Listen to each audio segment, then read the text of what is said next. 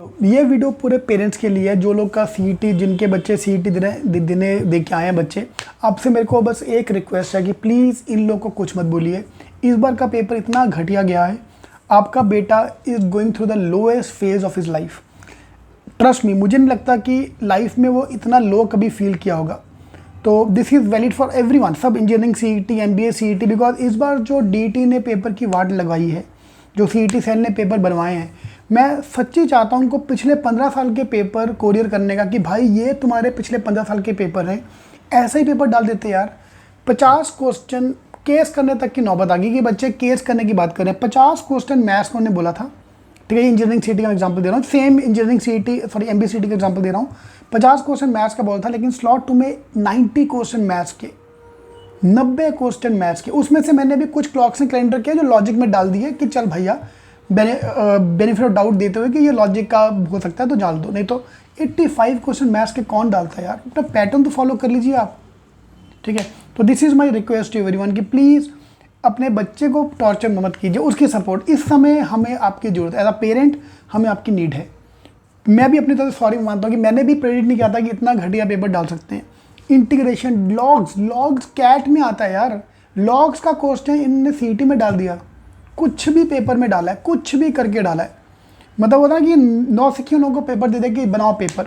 अभी लास्ट के 3 स्लॉट में इतना लॉजिक इतना ये आ गया, 3 क्वेश्चन रॉन्ग भी थे उसमें, तो पूरा मैच अप करके एक तो लेट हो गया। पहली बात 6 महीना लेट यार। आप हमें ऑल ओवर लाइफ हमें पेरेंट्स ने सिखाया गया है कि ये डेट है तुम्हारी एग्ज़ाम की, अभी से लेके वहाँ तक तुम्हें पढ़ना है, ठीक है।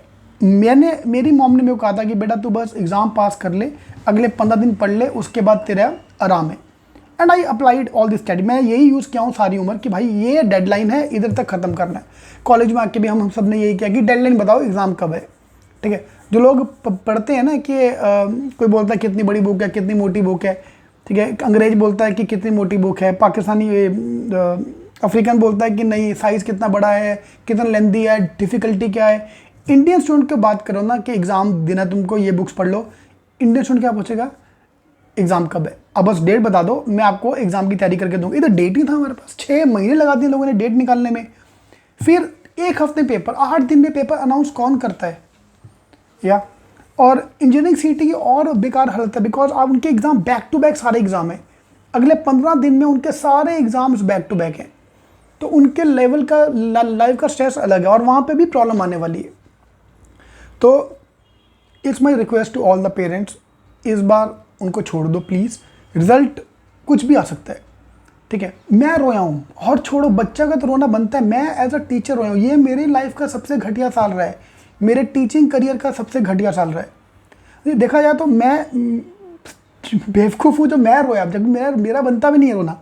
मैं रोया हूँ स्लॉट 1 स्लॉट 2 के बाद रात को कि यार क्या चल रहा है, इतना फ्रस्ट्रेटिंग। मेरे लिए टीचिंग इज़ नॉट टीचिंग, मेरी हॉबी। मेरे लिए मेरे बच्चे हैं, इनके साथ मैं एग्ज़ाम देता हूँ, ठीक है। मैं भगवान के पास जाता हूँ, मतलब पप्पा हमारे गए, मैंने इस बार पापा को एक ही चीज़ प्रे किया, बस इनको शांति से इनका बेड़ा पार करा दो, इनका एग्ज़ाम ख़त्म कराओ, इनके एक अच्छा स्कोर ला दो, ख़त्म करो। ये जो ना वो जो डायरेक्ट था ना जब भी मेटका कि बाबा जी अभी बोरिंग कर दो, ख़त्म कर दो इसका, नो मोर एक्साइटमेंट, हमें कुछ एक्साइटमेंट नहीं चाहिए, इसको जाके अभी ख़त्म करो फाइन। लेकिन उन्होंने लगाई है पेपर की 6 स्लॉट, 6 के 6 स्लॉट में अलग पेपर। तो ऐसे टाइम पे और आप भी उसे प्रेशर डालोगे, आप प्लीज़ मत कीजिए। आपको लगता है आपका बेटा पढ़ नहीं रहा है, बेटी पढ़ नहीं रही है, प्लीज़ उसको प्रेशर मत डालिए। उसको रिपीट करना है, करने दीजिए, बिकॉज इसको ये टाइम को हम काउंट नहीं कर सकते। एक बच्चा मेरे को आगे बोल रहा है रोते हुए कि सर मैं 1.5 साल से पढ़ा था, बंदे ने नौकरी छोड़ा, 1.5 साल से तैयारी करा था और ऐसा पेपर आ गया अजीब सा। No one was predicting. Okay, मैं आपको एक सिंपल एग्जाम्पल, जिसको ये समझ नहीं आती कि पेपर कैसा था। आपको बचपन में ऐसी माई पेरेंट्स को इन्वॉल्व बचपन में कि तू क्या पढ़ता है, कैसे पढ़ा। बड़े होने के बाद उन्होंने भी छोड़ दिया, तू जो करना कर, तू बस पढ़ रहा है ना, बस बहुत है हमारे लिए। क्या पढ़ रहा है वो इंपॉर्टेंट नहीं है। 4 पेपर हमारे, maths, science, social studies and English. Maths, science, social studies, English, चारों का 50-50 क्वेश्चन आने वाला है, ठीक है। 4 पेपर हैं, 4 स्लॉट, 4 पेपर में एग्ज़ाम देना आपको, ठीक है। 4 सेक्शन में एग्ज़ाम देना आपको। डीटी ने क्या किया, चारों को पकड़ा, 100, 50, 50, 200 क्वेश्चन उनको मिला दिया। मिलाने के बाद 2 क्वेश्चन मैथ्स का, अगला 2 क्वेश्चन इंग्लिश का, अगला 3 क्वेश्चन सोशल स्टडीज़ का, अगला 5 क्वेश्चन इसका, अगला 2 क्वेश्चन इसका। बच्चा is mentally went for a toss. पूरी स्ट्रैटेजी, पूरा कॉन्फिडेंस सब हवा में। ये क्या हो गया? आप सोचो ये चीज़ को, ठीक है। इस स्टेज से निकल के अगर आपका बेटा आज खड़ा है, बेटी आपकी अगर आज खड़ी है या दोबारा एग्ज़ाम देने की हिम्मत करती है, तो आई थिंक ये आपकी सबसे बड़ी अचीवमेंट है। एज अ पेरेंट ये आपके लिए सबसे बड़ी अचीवमेंट है कि आपका बेटा आज भी और दोबारा रिपीट करना चाहता है। सो अगर वो रिपीट करना चाहता है, प्लीज़ उसको रोकिए मत। इसमें आपको रिक्वेस्ट है, क्योंकि ये अटैम्प्ट सबका बेकार गया। कुछ भी पेपर आया, 10 दिन में एग्ज़ाम देने को बोल दिया, 9 दिन में एग्ज़ाम देने को बोला, फिर सेंटर चेंज कर दिए। एक लड़के का सेंटर, इमेजिन कीजिए नासिक का बच्चा है, उसको आया सेंटर नागपुर में। 15 तारीख को बोलते हैं कि बेटा 18 तारीख को तुम्हारा एग्ज़ाम नागपुर में है। उसने अपना टिकट बुक किया, ट्रेन का टिकट, जो भी जैसे भी बस का टिकट बुक किया उसने सब कुछ, कि चलो अभी जाना है तो नागपुर जाना पड़ेगा एग्ज़ाम देने के लिए।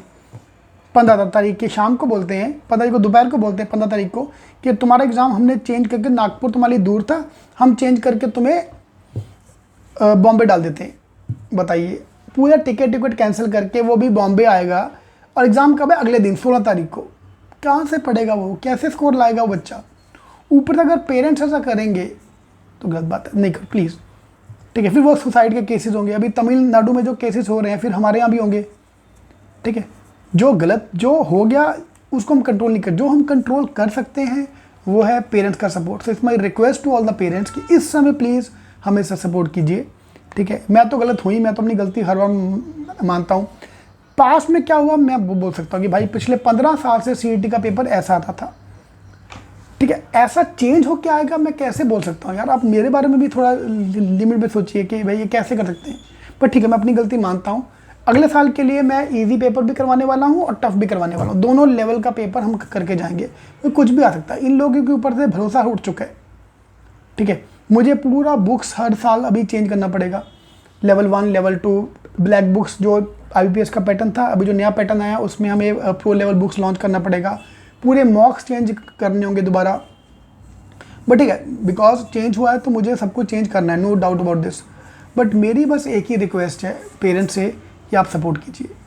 आपका बेटा अगर दोबारा एग्ज़ाम देना चाहता है या जो भी चाहता है, इस समय उसको आपकी सपोर्ट की ज़रूरत है, डांट की ज़रूरत नहीं है। अगले 10 दिन जब तक रिजल्ट नहीं आता, प्लीज़ उसको सपोर्ट कीजिए। मैं नहीं चाहता कि अपना बच्चा कोई गलत कदम उठा ले, फाइन, जस्ट बिकॉज एक एग्ज़ाम फालतू गया। And this is my request to all the students also कि कोई फालतू कदम उठाना बिकॉज ऑफ इन लोग की बकवास, CET वालों की बकवास, ठीक है। ठीक है, सुसाइड का सोचो ही मत यार। अगर जान देनी है तो देश के लिए जान दो यार, कोई बड़ा काम करके जान दो। ये घटिया एग्ज़ाम के लिए जान देना, it not even worth it. Fine, so आप प्लीज़ रुके रहो, सब ठीक होगा। नॉर्मलाइजेशन में सबको ठीक होगा। आप हिम्मत मत हारो। All the best.